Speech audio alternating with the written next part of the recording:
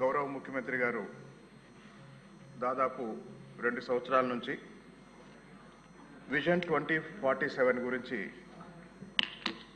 చాలా స్పష్టంగా ప్రపంచానికి వివరిస్తున్నారు. చంద్రబాబు నాయుడు గారి విజన్ 2047 ప్రకారం మన దేశానికి స్వాతంత్రం వచ్చి 100 సంవత్సరాలు అయ్యే సందర్భం నాటికి ప్రపంచ ఆర్థిక వ్యవస్థలో భారతదేశం మొదటి 2 స్థానాల్లో ఉంటుంది అనేది గణాంకాలతో సహా చంద్రబాబు నాయుడు గారు మనకు అనేకసార్లు చూపించారు. అలాగే యువగళం పాదయాత్ర సందర్భంగా మన యువనేత యువతరానికి ఇచ్చిన ప్రధానమైన హామీ 20 లక్షల ఉద్యోగ ఉపాధి అవకాశాలు. 20 లక్షల ఉద్యోగ ఉపాధి అవకాశాలు అనే మన హామీ నెరవేరబోతుంది, సాకారం అవుతుంది అనే నమ్మకం ఈ జీఎస్టీ హేతుబద్ధీకరణ ద్వారా అర్థమవుతుంది. అధ్యక్ష, ఉద్యోగాలు ఉపాధి అవకాశాలు పెరగాలంటే ఉత్పత్తి పెరగాలి.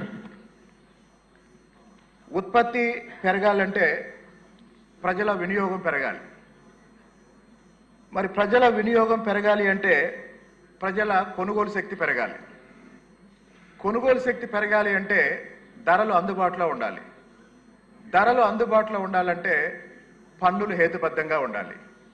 కాబట్టి నరేంద్ర మోడీ గారి నాయకత్వంలో పన్నుల హేతుబద్ధీకరణలో భాగంగా జీఎస్టీ రూపంలో ఇన్నాళ్ళు ఉన్న 4 స్లాబ్లు తగ్గించి పన్నుల రేటు కూడా తగ్గించి దేశంలో ఉత్పత్తి పెరగడానికి, ప్రజల వినియోగం పెరగడానికి, తద్వారా రాష్ట్రాలు అలాగనే దేశం కూడా ఆర్థికంగా వేగంగా ముందుకెళ్ళటానికి ఈ మార్పులు దోహదం చేస్తాయని ఈ సందర్భంగా తెలియజేస్తూ, ప్రజల మీద భారం తగ్గించే ఏ నిర్ణయాన్నైనా సమాజం హర్షిస్తుందని కూటమి ప్రభుత్వం, నరేంద్ర మోడీ గారు కేంద్రంలో, చంద్రబాబు నాయుడు గారు రాష్ట్రంలో వాళ్ళ నాయకత్వంలో మనం ప్రజలకి కలిగిస్తున్న ఈ వెసులుబాటు ప్రజలను మనల్ని ఆశీర్వాదిస్తారని నమ్ముతూ మోడీ గారిని అలాగనే గౌరవ ముఖ్యమంత్రి గారిని ఈ సందర్భంగా వాళ్ళిద్దరికీ కృతజ్ఞతలు తెలియజేస్తున్నాను. అధ్యక్ష, ధన్యవాదాలు.